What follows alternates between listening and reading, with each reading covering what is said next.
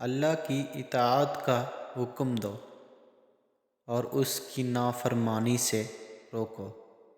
ظالم کا ہاتھ پکڑو اور اسے ظلم سے روکو۔ مسجد میں منافقوں کی حالت ویسی ہی ہوتی ہے جیسی چڑیوں کے پنجرے میں دروازہ کھلتے ہی اٹھ جاتی ہیں۔ زیادہ مت ہنسو، زیادہ ہنسنا بے وقوفی کی علامت ہے۔ جس بات سے تم دوسروں کو روک رہے ہو اسے خود بھی نہ کرو۔ مزاح نہ کرو، اس سے تم ذلیل ہو جاؤ گے۔ اللہ تعالیٰ کی اطاعت میں لوگوں کی نافرمانی ہو جائے تو کوئی بات نہیں، لیکن لوگوں کی اطاعت میں اللہ تعالیٰ کی نافرمانی ہونے نہ پائے۔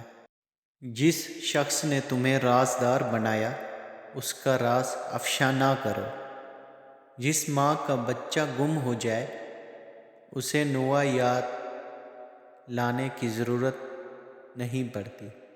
جو شخص علم کا مزاج نہیں رکھتا اس کے سامنے علمی گفتگو کرنا گویا اسے اذیت دینا ہے۔ ذلیل اور گھٹیا لوگوں سے دوستی کبھی نہ کرو۔ جن کا زہر اچھا نہ ہو اس سے بھی ملاپ نہ رکھو۔ نصیحت کریں مگر کسی کو شرمندہ نہ کریں۔ مقصد دستک دینا ہوتا ہے، دروازہ توڑنا نہیں۔ بخیل شخص عادل نہیں ہو سکتا اور نہ ہی اس کی گواہی قابل قبول ہوتی ہے۔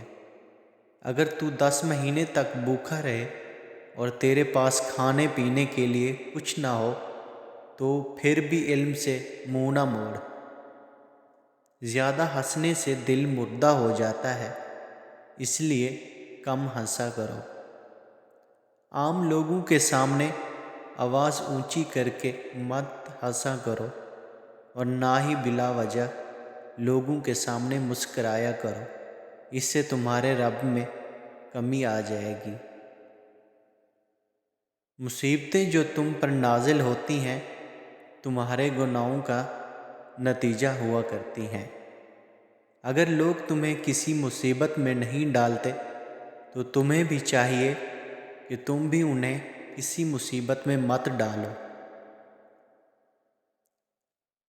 اپنے دشمنوں سے زیادہ دوستوں کے شر سے ڈرو، اس لیے کہ لوگوں کی عادت میں بکثرت خرابیاں واقع ہیں۔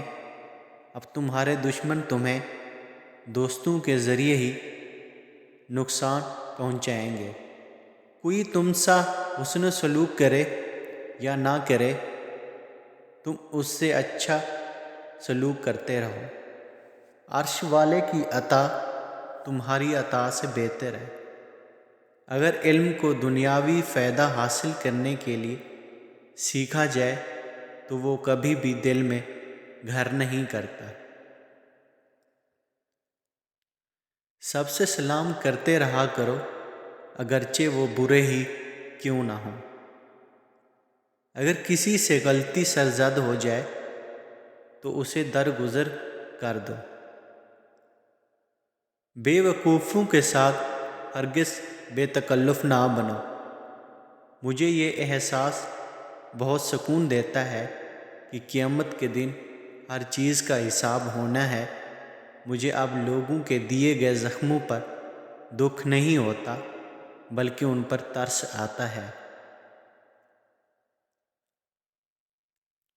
اس بات کو جاننے میں شرم محسوس مت کرنا جس کے جاننے کی تمہیں ضرورت ہو۔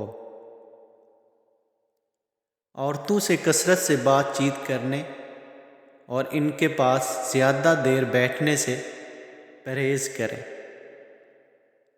3 چیزوں کو ہمیشہ چھپا کر رکھنا، چاہے دولت، عورت اور جائیداد۔ یاد رکھنا ایسا انسان کبھی کسی کا خیر خواہ نہیں ہو سکتا جو دوستوں اور رشتوں کو لباس کی طرح بدلتا ہو۔